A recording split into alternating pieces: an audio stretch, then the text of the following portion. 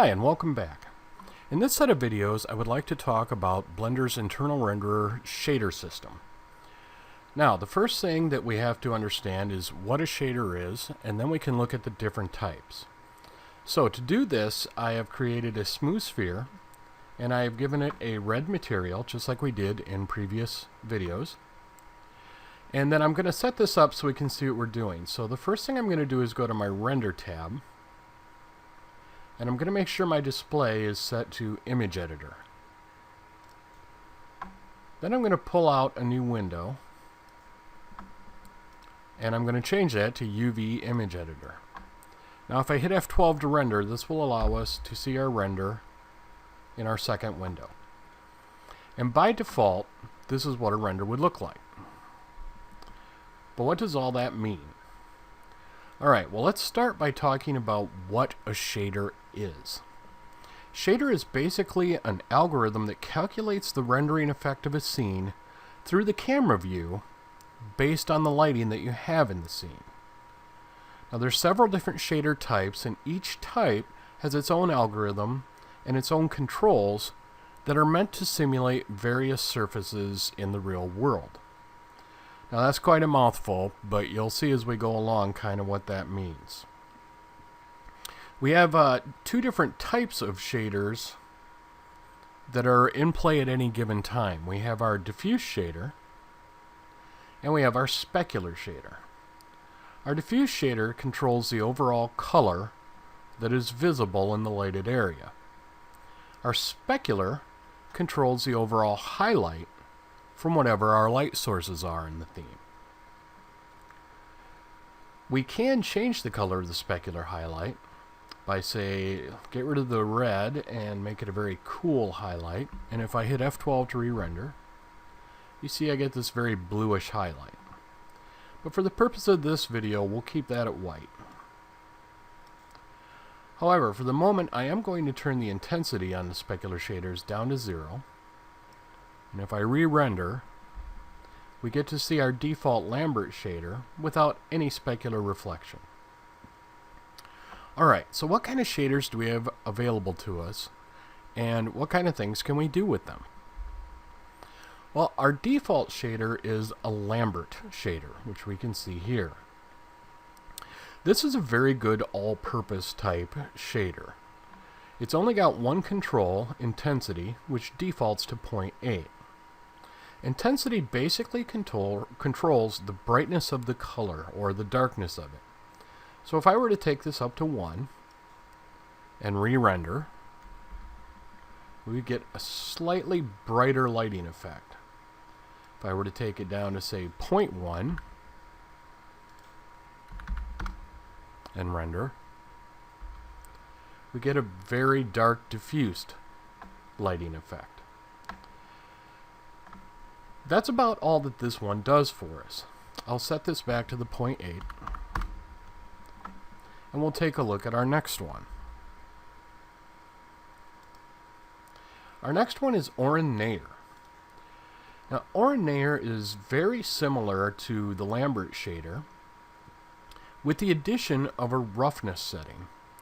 The roughness setting basically causes more diffusion of the light on the surface. So if I were to say kick this up to like 1.5 and render, you see that the light gets diffused much more heavily. There's no additional shadow or anything like that. You just get a lot, well, basically rougher surface. This can be a very good surface shader for things like cloth. If I return this to 0 and re-render, we're basically back to a Lambert-like shader, and they're very similar. Our next shader is the Toon shader. Now the Toon shader is the one shader in here that is not in any way, shape, or form meant to give a realistic rendering of anything. It is specifically for cell shading type renders. And if I render it out at its defaults of 0.5 and 1, you see you get this very, very tight circle between our diffuse and our shadow. If I click the smoothness up and re-render, we get a much more diffused change between our diffuse color and our shadow. And the higher we go with the smoothness, the smoother that becomes. So basically the smoothness talks about the smoothness of the gradient between the two. If we take this all the way down, we get that very, very heavy look.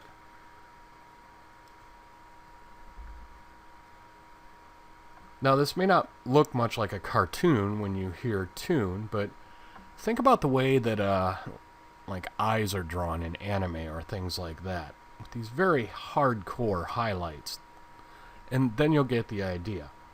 Mostly you just have to really play around for the effect that you're looking for. Alright, our next one is our mine art. Now, our mine art has a darkness control along with the intensity.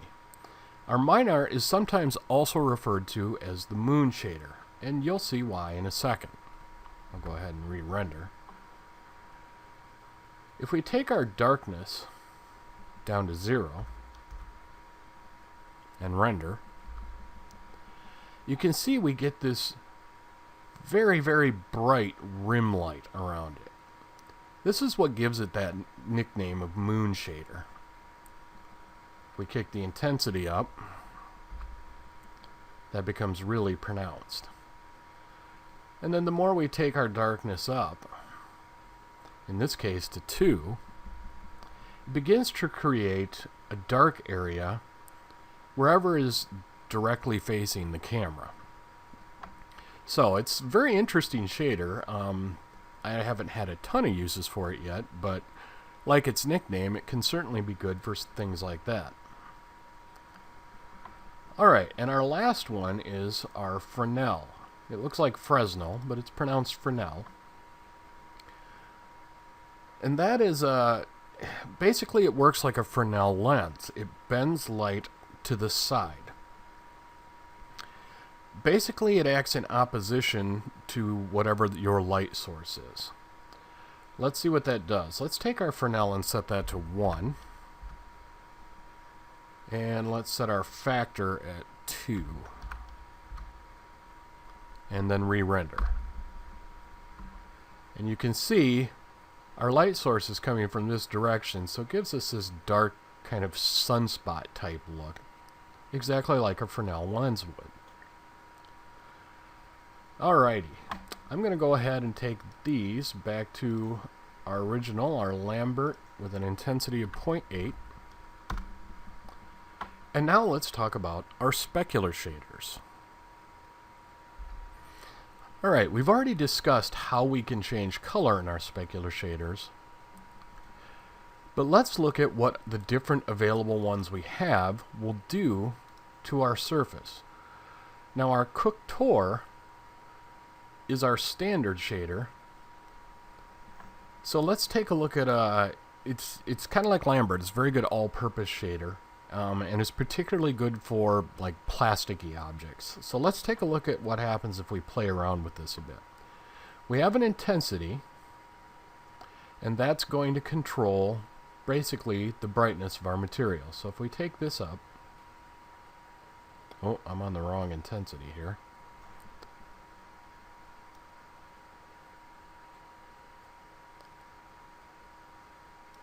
Close to 0.8, and we re-render, you see we get a kind of semi-glossy satin effect. And this is what you'll have generally when you just first open or apply a material. Let's take this up to 1. And our hardness is defaulted to 50. Let's kick this up to 300. And re-render. Now you see we get a very shiny plastic type surface. Alright, what do we have coming next? Our next one is called Phong.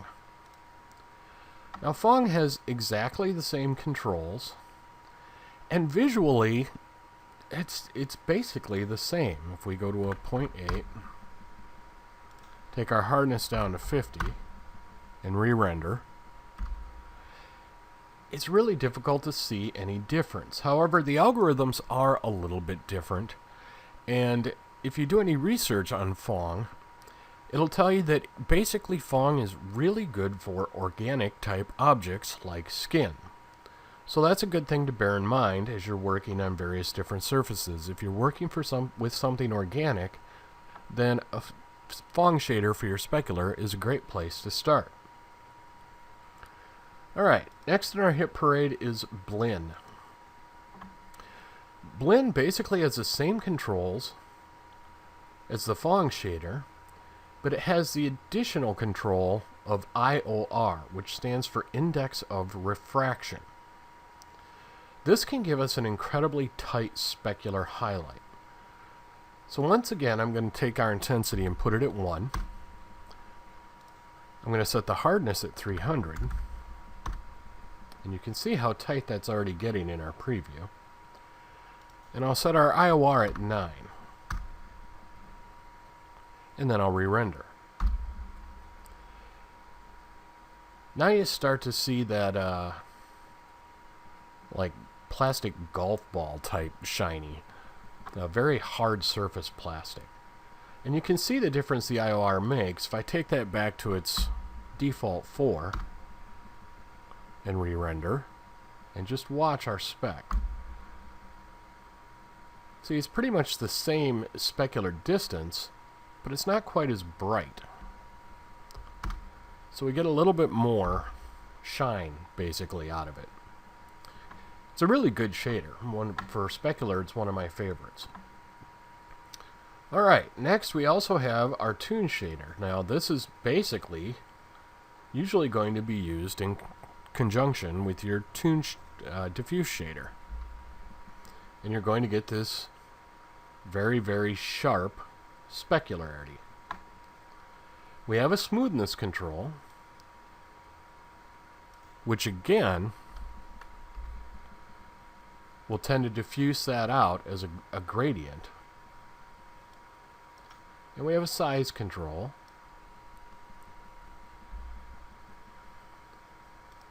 And if I go to tune here,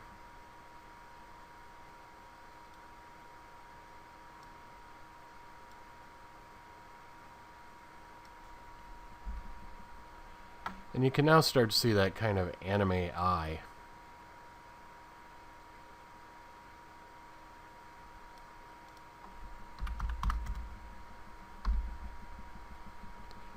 And that starts to make it look more toony. We'll put this back up here. And last but not least, we have our Ward ISO. This is another excellent shader for doing fairly realistic simulations. We have our intensity at 1, and that's fine. And we have slope. Now slope is essentially much like our Blinn shader that had our hardness and our IOR. Slope is like hardness plus IOR together. It's really, really good shader, particularly for metallic objects. So we have our intensity at 1. Let's set our slope to say 0.4 and render. And that looks like a very kind of matte type paint. If we take the slope and take it to 0.1 and render, now we get that like pool ball type paint or car paint, that very, very metallic look. So again, this is excellent for metals. Alrighty, there's only a couple other things to look at quick.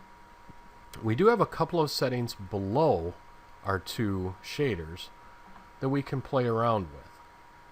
I'm going to go ahead and set this back to our Cooktor.